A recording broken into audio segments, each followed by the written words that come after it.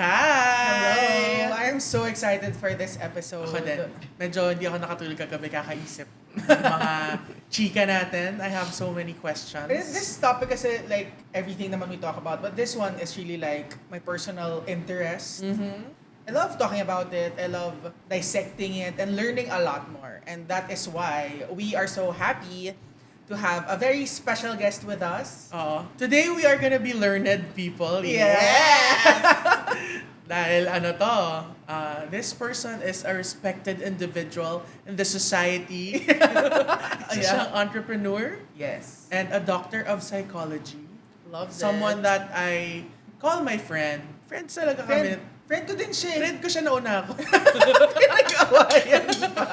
Welcome to Raw and Real, the podcast where truth wears no filter. Hosted by identical twins Danah and Stacy. The same fearless energy that defined plump.ph is back, now with deeper accountability. At the peak of the body positivity wave, they hit a hard truth. Being fat isn't brave, being fat isn't healthy, and body positive isn't the whole story. Preaching self-acceptance while eating in denial, saying I'm fine except me, wasn't honest, and it wasn't helping. At the height of wokeism, between 2016 to 2020, as the faces of the body positivity movement, they completed over 100 podcast episodes on Spotify. Now they're back, but this time on PGMN, not just with their brand, but with clarity. Born from a lifetime of twinhood, Raw and Real invites you into the unfiltered world of two women who've lived, fought, and flourished together through body shaming, cultural expectations, healing, and radical honesty. Expect real talk about what we usually hide: shame and joy, jealousy and softness, strength and sex, the systems we live in, and the stories our bodies carry. Each episode strips away performance, leaving something deeper: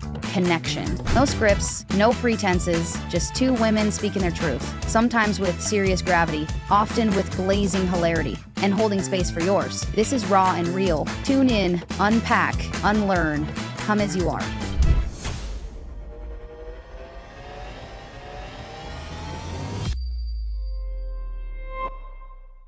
So we have a very special guest, a dear friend. Huwag natin patumpik-tumpikin pa to. Yeah. We have Lex Ledesma on Raw and Real. Hi, Lex! Thanks for inviting me. Really happy to be here. Okay, Yes. so can you just give us a brief background on your pursuit of studying psychology? Well, a lot of people who enter psychology actually do so because they're trying to work on themselves. In fact, there's something called the wounded healer syndrome, which is that people that are wounded themselves try to figure it out through different means: spirituality, psychology, and so on. So if you go into psychological schools, people taking master's degrees, PhDs, actually, these are people that are working on themselves. Pero when you studied psychology, what season in your life were you in? I was not in a good place. I was confused. So wounded healer ka din, I was a wounded kumbaga. healer as well. Pero And so I actually looked at two things simultaneously. I studied psychology and then I went deep into my faith at the same time. And interestingly, if you're studying kasi psych and you're looking at the Bible and understanding Christianity and its roots, a lot of that is in conflict with each other. Yes. Because Oo. psychology was really founded by European and American atheists. And so their atheism is deeply embedded in the discipline. Okay. Among them, the father of psychology is Sigmund Freud, who is probably yeah. the most messed up person Super! who ever existed. Yeah. He did the most unethical things Yeah. in his own life. Studies, experiments. Super. Yeah. And then from him, so he is the beginning. But even before that, there are people like Wilhelm Wundt, right? So this is a German guy who really looks at the human being like a computer or like something that is not really emotion-based. And by just studying what you can observe Okay. physically, Cues, ganyan. then you can figure out what a person is. So it really removes the humanity of what a human being is. So all of these people from different disciplines really come from it from a very humanistic perspective. It's like human in the center. God, what's that? That's not important. So that's really the root of what the psychological discipline is and continues to be. So even all the different branches of psychology today really come from these very atheistic Western roots. Interesting. Pero so you said na parang you were exploring two different roads. So how did you like marry that in your brain? Didn't it cause more confusion? Like, kasi personally, I think na you drop one. Yung parang you'd lean towards one. A year into my PhD, I have a council of elders in my own life. These are people that I really look up to, Right. people that I go to for Parang advice. mentorship. People who I aspire to become like. And so I think it's important for everybody to have that. Exactly. Yep. Because crisis really comes. Hardship, pain, that really comes. It's an inevitable part of life. So you can try figuring it out on yourself. You can study like I did. You can read the word. You can do all these things. But talking to people that are role models is very important as well. So a year into my PhD, I spoke to several of my role models and said, you know what? Everything I'm studying, or maybe not everything, but 90% of what I'm studying is not aligned with my faith beliefs. So what do I do about this? And then I prayed about it. I thought about it. And the answer I got from them and through my prayers was that I felt that I was mature enough from a faith and spiritual perspective to study what was told to me or what was described to me as the language of the enemy. Because if you're studying deep philosophy in things which are not aligned with your faith perspective, it's really presenting a different view of the world. Yes. And so I'm not saying that it's not useful. Okay, to be clear, Yeah. a lot of it is useful. And I also believe that all truth is God's truth. So even if it's a non-believer who's creating it, it can still be used for God's Yes. purposes. So it was important to me that I would read and immerse myself in this discipline while being very firm in my faith and recognizing that I, like any other human being, can be deceived. Kasi, Right? di ba, yung psychology puts the emphasis on the self. And Christianity puts the emphasis on self-sacrifice and self-forgetfulness. And the lowest hanging fruit of psychology is the largest section in any bookstore, the self-help section. Yes. Right? Oh, yeah, so that's for right. me, there's a lot of bogus work there, but there's a lot of deception there, which is really anti-faith. Yep. Right? Wait. I want to explore that. What do you mean, why is it anti-bogus? Why is, okay, so why is Yeah. some self-help Yes, bogus? yes. I want to know. Right. Well, okay. So the psychological discipline claims to be a science. So I think Okay. that's the first question mark, right? Yeah. Because to be a science, if you look at the scientific method, that is repeatable, testable, Right. and will reach the same results Over and when over done over again. and over Yeah, again that's right. in any country, in any time frame, in any setting. Yep. And if you reach the same result, so when it comes to something like, for example, chemistry, if you do the same chemical experiment and you Yes. do it 1,000 years ago, 1,000 Yep. years from now, you'll reach the same results. Right. So that is 100% a Science. right? Okay. Now, there's the black box of a person. You can't see what's inside the box. You can just see the behavior. Everything other than behavior, why the person does what they do, is a mystery. It's a black box. You can't see inside it. You can make assumptions. Right. You can have theories. Okay. But anything that you deduce is really an interpretation of behavior. It's not necessarily true. Yes. Yeah. And you won't always get the same result. Why? Because every person is different. And the right? intentions differ. And, Alam mo yun? and what's going on? Because yeah. it's a black box, meaning you can't see what's inside. Right? So it's like a mystery. Yeah. And so you try different things and you're guided by your theoretical perspective. So this is like which school of thought you come from. Yan, Then okay. you'll have a different methodology to deal with the same exact problem. But you're not so sure if what you're doing works or doesn't work. So to my mind, that is arguably a pseudoscience. Because it's not as testable as chemistry. Okay. Right? But from the beginning of psychology till today, there has been a push to say, we are a science. So, doon pa lang. So, when you say self-help being pseudoscience, it's because even with the root of the self-help, which is psychology in itself, it's very hard to define that as a hard science. Although it pushes so hard to be accepted as a science, right? So it's a little bit vague, right? In fact, there's something called common factors theory. Okay, so somebody is troubled, they seek a therapist. Yes. The challenge is, if you go to 10 therapists, each one will have a different theoretical Yun nga. orientation. Oh, So correct, what correct. they'll ask you to do is always a Based on function their of own what biases. they studied. Yeah. Not Yeah. just their biases, but what was taught to Yeah. them. It's like, if you go to a surgeon, he's going to operate on you. Because that's what he knows, that's what he was trained to do. Right. If you go to a doctor, they're going to medicate you. Yes. Because that's what they're trained to do. If you go to a psychologist, they're going to talk to you because that's what they're trained to do, right? Yep. They're doing what was taught to them. Right, okay. So, back to the guy or the girl who's troubled. You go to a therapist. There's something called common factors theory. What common factors theory does is it looks at what is common to all therapeutic disciplines, regardless of the theoretical orientation of the therapist. And what they've found is that most of what quote-unquote works is in that common area. Kasi you have 10 therapists. Iba-iba yung ginagawa, right? Yeah. So, what is common? Basically, you have two individuals fully committed to each other, listening to each other with all of their self, right? So, in psychology, they call that unconditional positive regard. So, that means like, you talk to me, it's like, Stace, what's going on? I'm here to listen to you. Just tell me what's going on. I'm not necessarily giving advice, but I'm just here to really listen to you with all of my being. That's unconditional positive regard. So that is where a lot of the healing happens. So it's not about my skill set.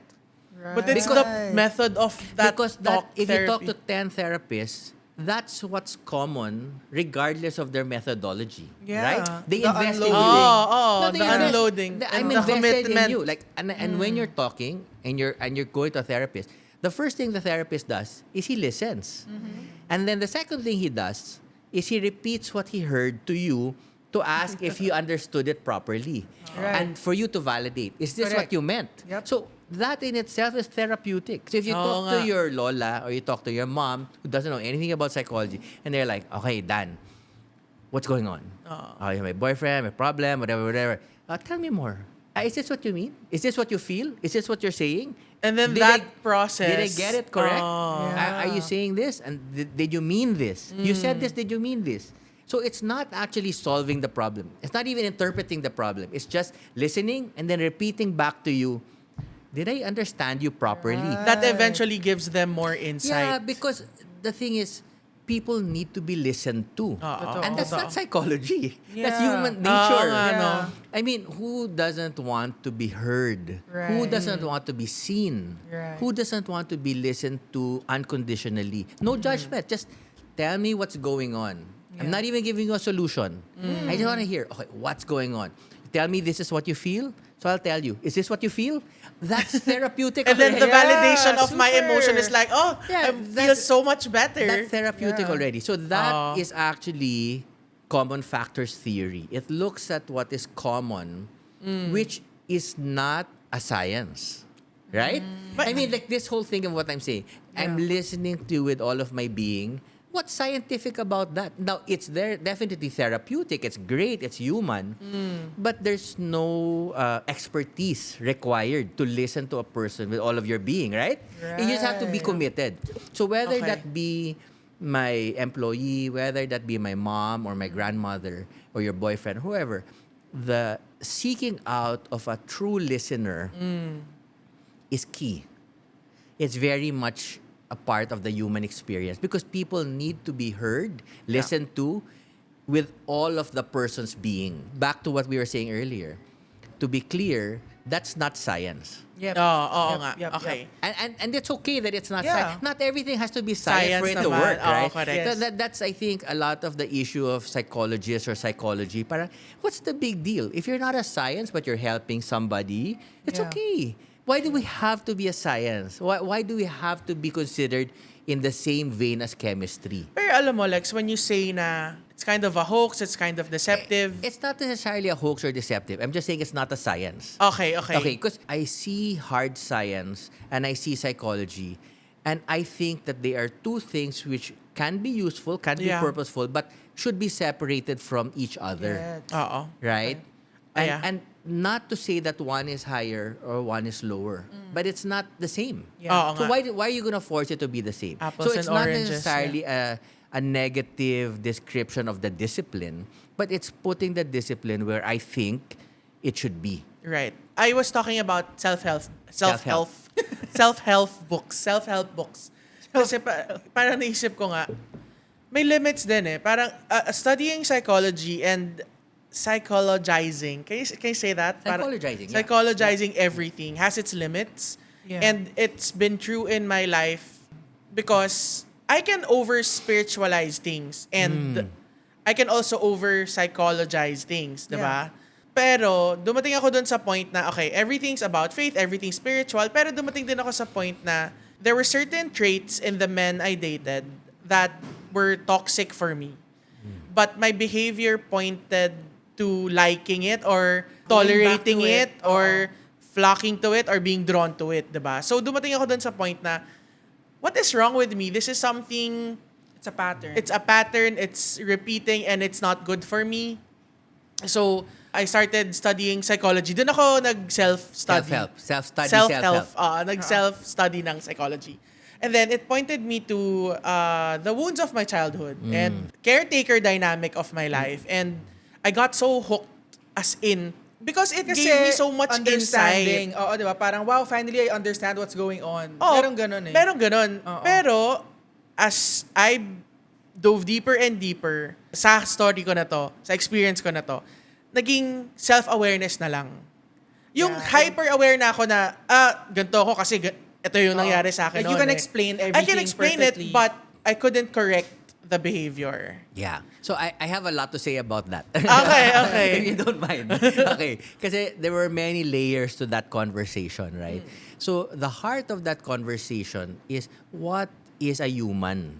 What are humans? How do you, when you think about the human, what composes a human being, right? So there are three components. There are different ways of thinking of it, but social psychology in particular says that there are three components to the human: the thoughts, the feelings, and the actions. Okay. So we live in a society and a world that elevates thoughts and feelings. Yeah. Yes. Oh, Just yeah. like whatever you think, whatever You you feel, feel we valid. will honor it. We will Yeah, validate yeah. it. It doesn't matter if it's true or it's not true, Yeah. but that's put above all else. And that's what psychologists in general, if I was to generalize, that's what they Right. preach. They Yes. say, you know what? Your thoughts, your feelings, they are so important. In fact, whatever you think or say, even if it's completely irrational, illogical, Right. unscientific, Right. okay lang kasi you think it eh. Yes, You yes. feel it. How can you be wrong? Oh. In fact, there's even the thing that says, what is your truth? What is Yeah. my My truth? truth. I'm like, that doesn't make any sense. Oh, you're so rare! Like, What what a unicorn! what? How can there be your truth, my truth? Yes. So, like, if there are a million people, a million truths that are all contradicting each other, Right. there is the truth. Oh, wow. Right? And there is the truth. And then, if you're not the truth, then you're wrong. Right? Okay, so the way I see it, thoughts, feelings, actions. Okay. So, Okay. if you think of it that way, I prefer to put actions above thoughts and feelings. So that means that your thoughts and feelings are not unimportant. Right. They shouldn't be ignored. yeah. You shouldn't put them under the shelf or under the rug. But they're not front and center. What is Yun front and nga. center? It is just your actions. So, Okay. deep down, even beyond thoughts and feelings, deep in your soul, in your character, you know what kind of man is right for you. Because what's right for you is what's right for anybody. A man that accepts you, loves you, listens to you, Yeah. doesn't change you, doesn't demand things of you which are not aligned with your value set, yan naman ang tama, di ba? Yes. So you know that, of course. Yeah. Somebody who loves accepts you, and then vice versa. Yes. You love and accept him as he is. People don't change eh. You won't change him, he won't change you. So you just find somebody who says, however you look, however you are, however smart or dumb you are, I like that. I'm okay with that. Yeah. And vice versa. So this is universal. Doesn't matter what culture you come from. So Right. you know that this is the correct thing, right? In my So- head. Yeah, in your head. Okay. So you have to do the actions that will align with what you know deep, deep down inside. And your thoughts and your feelings are now less relevant. So not irrelevant, okay. but now less relevant. So, okay, if you're doing something that will be bringing you down the wrong path, then you need to stop the action. And then you need to Yeah. be hard on yourself. Kasi people are always like, honor my thoughts and feelings, honor my Right. thoughts. I'm like, no. No way. Yeah. If Okay. you're, a good parent will discipline their child. But now that you're an adult, you have to now discipline yourself. Yourself. Kasi your parent won't Yeah. discipline. Reparenting. And then if you had a bad parent, then you Right. never got that in the first place. So now, you're an adult. No more blaming. So now, you have to parent yourself. What does a parent do? Discipline their child. You are now grounded. Oh, You did something wrong. accountability. Oh, they're grounded, Yeah, di ba? yeah. So you have a reward and punishment system. Oh. You have a measurement tool to determine Right. good or bad behavior. So now you're parenting yourself. Yeah. So you say, does this person fit the criteria for a man that is right for me? And if it doesn't, then your action should be, doesn't matter how attracted I am, doesn't matter how much attention he's giving me. These are all thoughts and feelings. Who cares? It's not important. What's important is I follow my parent, who is also me. Yep. Right? And Okay. then I just do the right action, even if your thoughts and feelings don't support that. Grabe. makes so much Grabe. sense, dude. It's Yeah. actually, so focusing on actions is key because it's measurable. It's measurable, right? Grabe. It's easy to say you did it or you didn't do it. Now, thoughts and Right. feelings are variable, changing, Super. depends on yung Yeah. gising mo, depends on if Correct. you had your coffee, ang daming variables. So, those thoughts and feelings, you should put that at a lower level and then really put actions above all else and then work on that discipline. Because that self-discipline, that. that's a muscle. Yes. You don't get that from day one. Like any muscle, you go from crawl, walk, run. So you have to learn to have control over your inordinate attachments, the things you're attached to which don't work for you, and your negative emotions and feelings. So for me, rather than opening the Pandora's box, oh, tell me what you feel, tell me what you think, just close it. Who cares what you think? Just do the right thing. Sobrang counterculture nito. Tsaka and counter sa Psychology. sa psychology Oo. and sa therapy, that's very common and it just makes so much sense. So, totoo ba to? Kasi I've been hearing it from other people too na as long as you keep doing it and showing up for yourself with regards to your behavior, like proper, actions, susunod ba yung feelings eventually? Yes, for sure. Because people think that Feelings your muna eh. actions are a result of your thoughts and feelings. Yes. But it's bidirectional. When you do the right actions, your thoughts and feelings will change.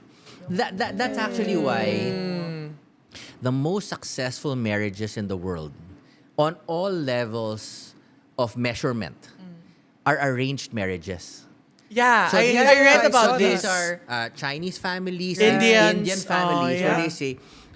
So clearly, when you meet somebody and marry them, you're not in love. Clearly, because you don't know the person, okay. right? Yep. You're not attracted. So the love marriages are based on thoughts and feelings. Yes. The arranged marriages are based on Action. actions. Kasi Yeah. ceremony agad eh. Ceremony Oo. agad, di ba? It's not your choice. But if you act in accordance with your culture, so your culture is you have a wife, you now have to do husband duties, wife duties. Yeah. And then because very strong ang Indian and Chinese culture on do's and don'ts and cultural norms.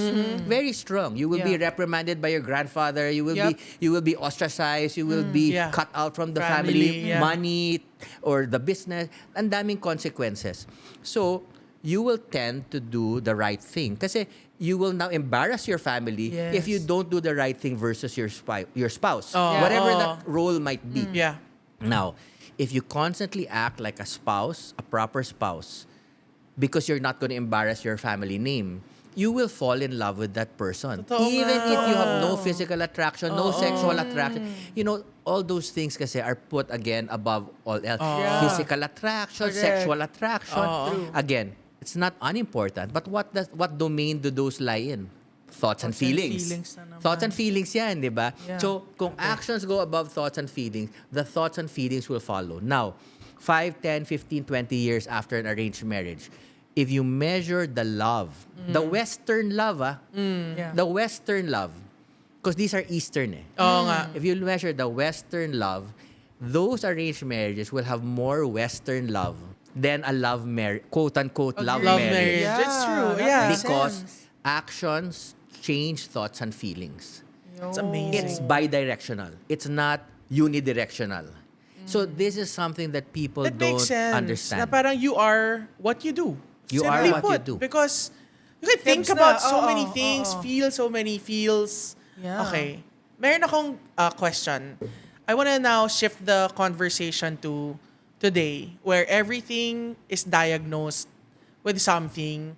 People can easily drop statements like, may ADHD ka na naman, even if, alam mo yun, wala lang, ano lang siya, aligaga, or someone is anxiety-driven, or, you know, all of these terms na I feel we have labeled ourselves so casually now with these psychological diagnoses na nisip ko, how do we navigate through a society that embraces these as their identity? And to add to that, like, how do we also incorporate, since you were also talking about your faith, our spirituality into it? Diba? Paano ba yung balance? Yeah. How do you marry the two? Okay, so my thoughts on these things are a little bit controversial because it's against everything that I studied. Okay. So, yeah, controversial. okay. So there is, when I was doing my PhD, they call it the Bible. Okay. But it's not the Bible. It's not the Holy Bible. Okay. So the Bible of psychologists and psychiatrists is called the DSM. It's a diagnostic and statistical manual for mental disorders. If it's there, it's a disorder. If it's not there, it's not a disorder. That's why it's the Bible. So now, and then they do versions of this. So now we're DSM-5. So after 5, it'll be 6, 7. They edit. As time evolves. To add They and add. remove? They add and remove. Okay, so this is the key. Okay, so in theory, the DSM is a function of research. Right. When you research and you have findings, then you can come up with more disorders or less disorders. Okay. The question, there's nothing wrong with that. That's part of the scientific discipline. The question is, how expensive is it to do research? Number one. Number two, who funds the research? Yun.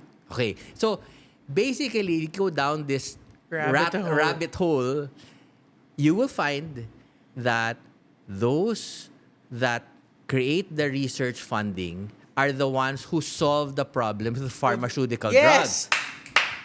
Diba? So, kaching-kaching. Truth. Super. Kaching-kaching siya. Talaga. It's basically a kaching-kaching methodology, right? And so, this is part and parcel of medicine, quote-unquote in general. Nas pinasok na nila yung psych in under medicine, psychiatry. Right. Okay. So, I'm gonna give a problem, and then I'm gonna solve the problem. I'm gonna make a hell of a lot of money. And then for the rest of your life, till the day you die, you're gonna take this pill. Yeah, So, exactly. who makes the money? The one who funded the research in the first place. Okay, I want to premise that.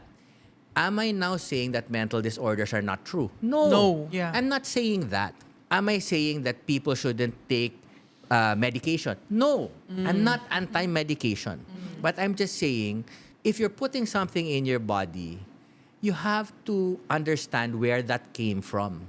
And is it really necessary? Now, I want to be clear. For some people, it's really necessary. If you're bipolar, you're suicidal, that medication really helps.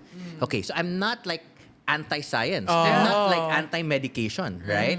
But I am saying, if that was myself or my child, I would think about it, I would study it, I would research it, rather than say, they told me to drink this, I'll just drink it. Okay? Yes, So I'm not saying it's all bad, to be Yep. clear. Yep, And very I'm not clear. saying that this manual is bogus. Yes. But I have some disorders that I seriously doubt.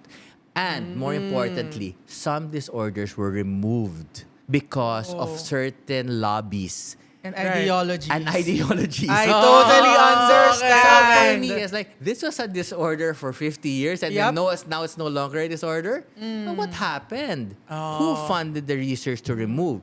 Who funded the research to add?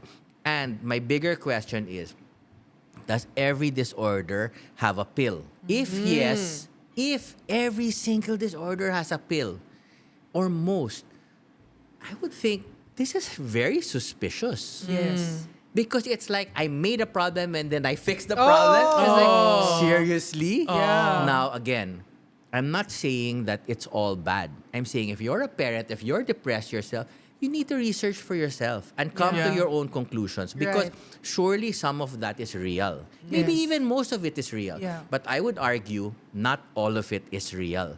But I don't want to say, okay, this is fake, this is Yeah, real, yeah, this is yeah. fake. Pero may fake talaga dyan. Impossible. Undeniably. Because it's growing eh. So that's what you're saying. It's like the book was this thick. DSM-1, Yeah. DSM-2, DSM-5. nga, So it's yun like, nga. so this will just get thicker and thicker. Thicker. Right? Yeah. So, Yeah. I'm highly suspicious about some of the disorders, but I don't want to make a blanket statement that they're Yeah. all false or fake. For sure, Yeah. for sure. I think what's really important here is just for people to question it. Diba? There's nothing wrong with questioning it. Like, Test it, and also parang don't put your health in the hands of just because he's a doctor and he Absolutely. said, parang be involved in your own Oh my body. gosh. My wife and I have Diba? had so many cases of medical malpractice. Serious cases of medical Yeah. malpractice. And because of that, when I'm told something by a doctor, and literally, like, there was a time, this is a separate, not the medical malpractice, but then she was told that she had stage 1 cancer. We got 12 or 14 opinions. Yeah. Imagine. I mean, like, most people get a second, a third. But parang for us, it's like, she's supposed to have her thyroid removed. And then she's going to take a pill for the rest of her life to be the hormone replacement for that thyroid. Yep. So, what's it to me to pay 1,500 14 times? As opposed to doing a 300,000 operation. nice. Plus, Good logic. she's going to have this hormone replacement for the rest of her life. So, this was our journey. Now, maybe 14 is a little overkill, but for me, that's my wife. I'm not gonna have her go under the. I'm not gonna have her go under the knife just because some doctor told me so. Now, Exactly. to be clear, I'm not pretending that I'm a medical doctor or saying that I know more than a medical doctor, but I would rather make a mistake on the side of caution and Yes. pay more doctors, do my own research, and Yep. then come to my own conclusions. So what Yes. happened? What happened was we did non-scientific therapy, meaning she was doing a lot of herbal treatments and things like that. Yes. I So like it Eastern, still- It ano. was still Oh. medication. Yeah. It Oh. wasn't like pranic healing, nothing like that. Okay, It wasn't okay. anything new age or whatever. Yeah. It was basically natural remedies, Yes. Right. juices and stuff Right. like that. Diet, nutrition. And then it disappeared. Her thyroid, her stage 1 Love cancer, it. her stage 1 cancer disappeared. That's amazing. So no, she never did the surgery. Basically, the doctors were wrong. Okay. But the doctors aren't always wrong. Sometimes the doctors yeah. are right. Yeah. So I'm being very careful Oh, I not know. to be Yeah. this anti-science. Like, Yeah. don't take a pill. Just I don't want to be like that. Pray it away. Yeah, pray it away. Hindi. Parang that, Oo. or hey, you're depressed. You need to read the Bible more. I'm like, it doesn't really work that Pwede way. Or namang this balance. evangelical bully, this blame game. Parang, I'm not for that. But again, I think having a rich spiritual life is very important because when you have the inevitable pain and crisis which comes with the human experience, everyone will experience pain. You'll experience death, you'll experience heartbreak, betrayal. This is part of the human experience, right? So what's important is you have a lot of protective factors. So this is like the armor that you wear. And among them, it's a good support network of people that love you, care for you, are willing to listen to you. Each of these are protective factors. So I think the faith component is essential because if you believe in God, you have a personal relationship with God, you communicate with God, then you're never alone. So it's like when you have people around you to support you, Yeah. this is a divine source who you believe created you and the universe and everything in it, who is now ready to listen to you, ready to be with you, ready to walk and cry and hold your hand with you. So you're never alone. So that's a very powerful protective factor which you can use to deal with the inevitable challenges and pain that comes with life. Alam mo, iniisip ko nga, ngayon na everything is, you're either depressed, you're either having a Anxious. manic episode, panic attacks, ganyan. Yes, I've personally also gone through that. But as a believer, iniisip ko, nung wala pa nitong mga terms na to, they always pointed back to aches and pains of the soul. I remember reading the psalmist, 'di ba? Yung depressed siya, he's really going through a lot. Yung my soul, why are you so downcast? And it's because there's that separation from the creator and the created. And people don't like to hear that because ba't naman kailangan ko ng external? Ba't kailangan ko ng external higher being to validate or to add or to, be involved in my journey, lalo na kung atheist naman ako or kung hindi naman ako naniniwala sa ganyan. So it's much more easier that way. And I think I've also, to a degree, thought that way for a time. But every time I look at the lowest points of my life, it's either I'm so stricken with sin, like I'm choosing to sin and choosing to enter this dark path, or there's a sort of misalignment in my belief system and my actions. That's right. So actually, almost every psychologist who is trained thinks of spiritual warfare as ridiculous. Yeah. Because the moment you start talking about angels and demons and beings that are non-human that coexist with us, what the hell are you talking about? Nag-aral ka pa. Oo nga. And I've had professors who first day of class in PhD, a very prominent German professor, his first question was, are you a believer? And of course I said, yes, I love God. I am a believer. And he says, well, if you're doing a PhD and you're with other master students and you're trying to learn the science of psychology and you still continue to be a believer, then you have no space and place here because that world is mumbo-jumbo written by uneducated people thousands of years ago. And so I was telling him, I said, do you know who the people who follow Jesus are? First of all, are they all uneducated? And so I started having a debate with this guy about who these writers are, how it was documented, and so on and so forth.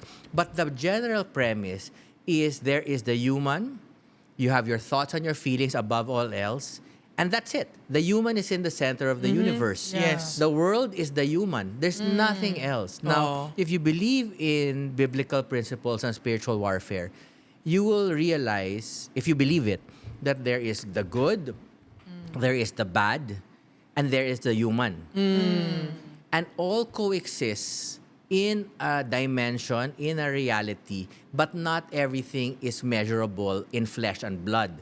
So when somebody has a thought or a feeling, in theory, it could be your thought or feeling, it could be So true. a demon's thought or Right, feeling, right. or it could be an angel's thought or feeling, or a combination of the two. It could be, it won't be the angel and the demon, Yeah, but it will be pero the you. angel and you, it will be the demon and you. Yes. Or it could be just you, or it could be just the demon, or it could be just the angel. Okay, So okay. even just thinking about it in that way, that your thoughts and feelings could be not yours. Yes. Yeah. So Totally true. that's so Yep. opposite of what a psychiatrist or a psychologist will tell you or Right. teach you. Because for them, no, your thoughts and feelings need to be above all else honored because that is you. Not thinking about spiritual influences. So the key really is discernment. When you have, and that's why I don't put my thoughts and feelings above all else. Right. Kasi it's most easily manipulated if you Correct. believe in all this mumbo No, jumbo, but kasi right? tama nga naman. If I'm having like 20,000 thoughts a day, Right. and some of them are the most vile na parang, whoa, naisip ko yun. But I can also separate myself and say, but that's not me. Correct. Diba? Yeah. Thoughts are just There passing. are intrusive thoughts Yes, kasi. And intrusive it can go the thoughts. other way. Because if you're now saying all my thoughts are spiritual, then there's also no accountability. Yes. Right? So you don't Yes. want that either. Uh-huh, Kasi sinabi sa akin ng demonyo, kaya ako ginawa. Yeah. That's not good either. That's Yeah, not good that's either. right. That's so, right. So what I'm promoting is an understanding of this concept as possibly true, and then to test it in yourself. To see, is this really me? So the essence of this conversation needs to be discernment, spiritual discernment. Because until you discern your thoughts and feelings, question them rather than follow them, Yun. then you won't know if this is from God, from the enemy of God, from yourself, or a combination of these things. Yeah. So it's important, going back to our earlier conversation, to focus instead on your actions. Yes. Kasi that's easily measurable. And anybody, most people, they know what's right for them. They know what's the truth. They know what's good. And they know what's evil. They know it. You know it. You have a conscience. Oh. So discern, figure out where it's coming from. And if it's against your conscience, then you use your actions to change your thoughts and your feelings. Use your actions to To change your thoughts and your feelings. I like Rather that. than you use your thoughts and your feelings to determine what your the action action. should be. Actually, mas, So it's a different equation. very different. Wow. Learned so much. Para akong nanggaling sa class. Oo nga eh. Ang It's ganda. very insightful. I learned so mean, much. Ako rin naman, I tend to like wait for the feeling before I take action. Pero Yeah. yun nga eh, parang now that we're growing and like I really want to take my emotional intelligence to next level. Level up ka na. Level up tayo, sis. And it's really, Yeah. tama yun eh. Stop I like listening that. to your thoughts and feelings. Minsan talaga. That's such a good encouragement too. As we wrap up this episode, I think that's it. That's the core takeaway for all of us. Yeah. We are our actions, not our thoughts and our feelings. Yeah. And we can definitely use our actions to influence the two. Diba? Yeah. I like that. Thanks, Lex. Thanks, You're Lex. welcome. Thanks, Lex. I feel Para- so smart now. Yeah. Pabalikan natin si Lex many Of more course. times in this podcast because it's just very enriching and super insightful. So, Thanks, Lex. thank you, Lex. Thank you.